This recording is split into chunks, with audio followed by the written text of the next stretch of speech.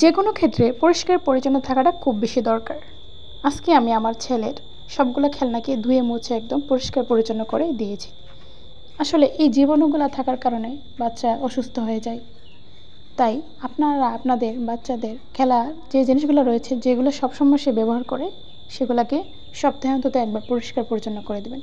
আমার ছেলে যেহেতু এখনও হাঁটতে পারে না, সে এখনও বসে, তাই সে মাটিতে নামতে পারে না।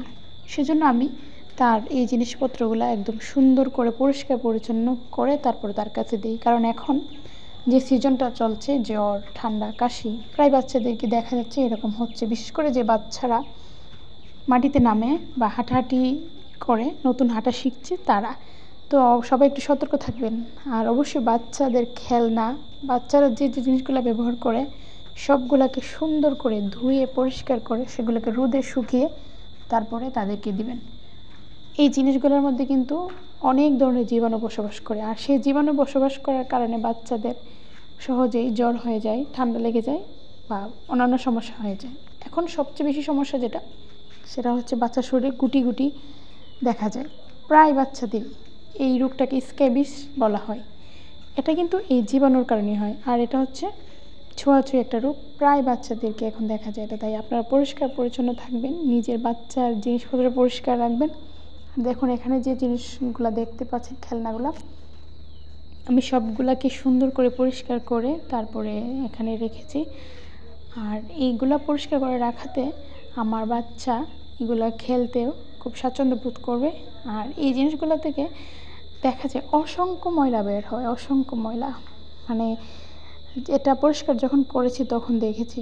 এখানে আমি এগুলাকে একদম পাউডার দিয়ে তারপর ভালো করে ধুয়ে নিয়েছি। ধুয়ে এগুলোকে আমি শুকাতে দিয়েছি রোদের মধ্যে, কড়া রোদের মধ্যে শুকিয়ে তারপরে সেগুলোকে ঘরে এনেছি। আর এখন আমার ছেলে সেগুলো দিয়ে খেলতেছে। আসলে ময়লা জিনিসগুলোকে যখন বাচ্চাদের হাতে দেওয়া হয়, বাচ্চারা কিন্তু সেগুলো মুখে দেয়। মুখে দেওয়ার কারণে সেই ময়লাটা মুখের ভিতরে ঢুকে যায়। মুখের ভিতরে ঢুকে গিয়ে জীবাণুগুলো আক্রমণ করে, তারপরে দেখা যায় বাচ্চাগুলো সর্দি, ঠান্ডা, কাশি, জ্বর, আরও বিভিন্ন রোগ হতে পারে। তো সবসময় চেষ্টা করবেন বাচ্চার জিনিসপত্রকে পরিষ্কার পরিচ্ছন্ন রাখার, সুন্দর করে গুছিয়ে রাখার এবং রোদে শুকানোর। আমরা যে বাচ্চাকে যে পোশাক আশাক পরাই, সেগুলোকে সুন্দর করে গুছিয়ে সুন্দর করে ধুয়ে রোদে শুকাবেন। কারণ পরিষ্কার পরিচ্ছন্ন থাকলে আমরা অনেক রোগ থেকেই রোগমুক্ত থাকতে পারি। অবশ্যই খাবার যে পাত্রে খাওয়াবেন সে পাত্রটা ভালো করে ধুয়ে পরিষ্কার করে সবসময় খাওয়াবেন। নিজের হাতটা ধুবেন, বাচ্চা যে আঙ্গুলটা মুখে দেয় সেই বাচ্চার হাতটা ধুয়ে দিবেন।